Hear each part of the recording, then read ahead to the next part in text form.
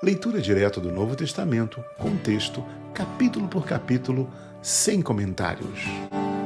Evangelho de Marcos, capítulo 7. E reuniram-se em volta dele os fariseus e alguns dos escribas que tinham vindo de Jerusalém. E vendo que alguns dos seus discípulos comiam pão com as mãos impuras, isto é, por lavar, os repreendiam. Porque os fariseus e todos os judeus, conservando a tradição dos antigos, não comem sem lavar as mãos muitas vezes. E quando voltam do mercado, se não se lavarem, não comem. E muitas outras coisas há que receberam para observar, como lavar os copos e os jarros e os vasos de metal e as camas.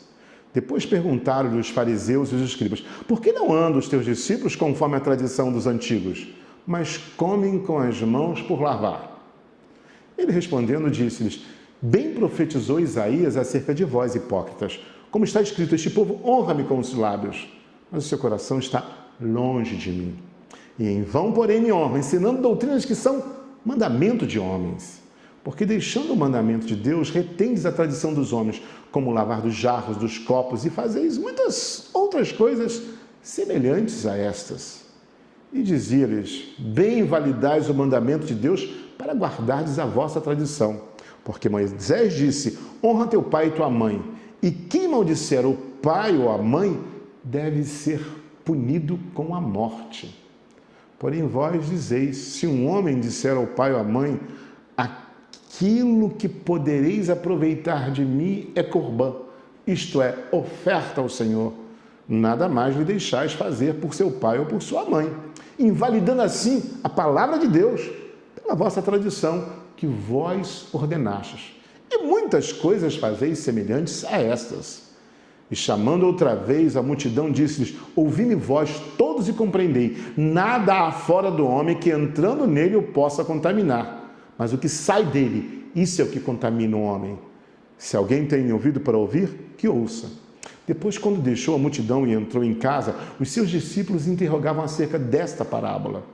E ele disse-lhes: assim também vós estáis sem entendimento? Não compreendeis que tudo que fora entra no homem não o pode contaminar? Porque não entra no seu coração, mas no ventre, e é lançado fora, ficando pura todas as comidas? E dizia: o que sai do homem, isso é o que contamina o homem, porque do interior do coração do homem saem os maus pensamentos, os adultérios, as prostituições, os homicídios, os furtos, as avarezas, as maldades, o engano, a dissolução, a inveja, a blasfêmia, a soberba, a loucura.